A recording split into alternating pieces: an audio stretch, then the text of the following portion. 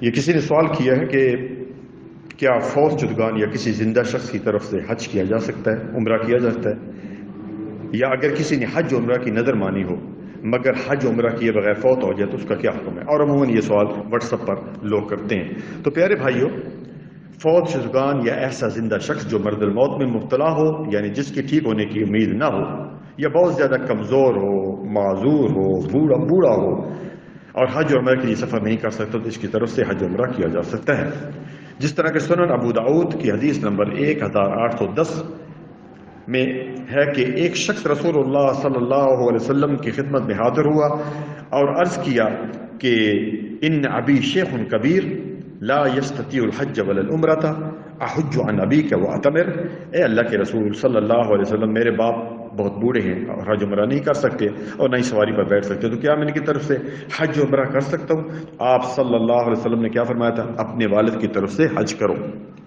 اسی طرح آپ نے وہ بھی حدیث سنی ہوگی جس میں میت کی طرف سے حج کا ثبوت ملتا ہے، چنانچہ صحیح بخاری کی حدیث نمبر 1852 1852 سیدنا ابن عباس رضی اللہ عنہما اس حدیث کے راوی ہیں، کہتے ہیں کہ قبیلہ جہنیہ کی ایک عورت رسول اللہ صلی اللہ علیہ وسلم کی خدمت میں حاضر ہوئی اور عرض کیا کہ میری ماں نے حج کی نظر مانی تھی مگر اسے موت آ گئی، حج کیے بغیر یعنی اس دنیا سے چلی گئی، کیا میں اس کی طرف سے حج کر سکتی ہوں؟ آپ صلی اللہ علیہ وسلم نے کیا فرمایا؟ مجھے بتاؤ، اگر تمہاری ماں کے ذمہ قرض ہوتا تو کیا تم ادا کرتی، یعنی کیا تم قرض ادا کرتی؟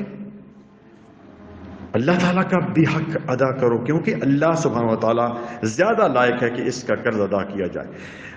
یہ حج نظر ہے، اور نظر کا مطلب میرے بھائی یہ ہے کہ جس نے کوئی نظر مانی اور اسے پورا کرنا اس پر واجب ہو جاتا ہے، اگر پورا کیے بغیر مر جائے تو اس کے گھر والے اس کی طرف سے نظر پورے کریں گے۔ ایک دوسری حدیث جو کہ بخاری کی حدیث نمبر 6699 ہے، ماں کی بجائے بہن کا ذکر ہے، ان اختی قد نظرت ان تحجی وانها ماتت، ایک بہن کا ذکر ہے کہ میری بہن جو ہے وہ نظر مانے ہوئی تھی یعنی حج اور عمرے کی مگر وہ فوت ہوگی، تو اس کی طرف سے بھی کیا جا سکتا ہے۔ اسی طرح سنن ابو داؤد کی حدیث نمبر 1811 سیدنا عبداللہ بن عباس رضی اللہ عنہما اس حدیث کے راوی ہیں، فرماتے ہیں کہ نبی صلی اللہ علیہ وسلم نے ایک شخص کو کہتے ہوئے سنا کہ لبیک عن شبرما، کہ حاضر ہوں شبرما کی طرف سے کوئی کر رہا تھا حج، تو آپ صلی اللہ علیہ وسلم نے اس سے دریافت کیا شبرما کون ہے؟ اس نے کہا میرا بھائی یا میرے رشتہ دار۔ تو آپ صلی اللہ علیہ وسلم نے سے پوچھا تم نے اپنا حج کر لیا؟ اس نے جواب دیا نہیں ہے اللہ کے رسول صلی اللہ علیہ وسلم۔ تو آپ صلی اللہ علیہ وسلم نے کیا فرمایا کہ پہلے اپنا حج کرو اور پھر اگلے سال شبرما کی طرف سے کرنا۔ تو اس سے پتہ چلا کہ جس نے حج اور عمرہ نہ کیا تو پہلے اپنی طرف سے حج اور عمرہ کرے۔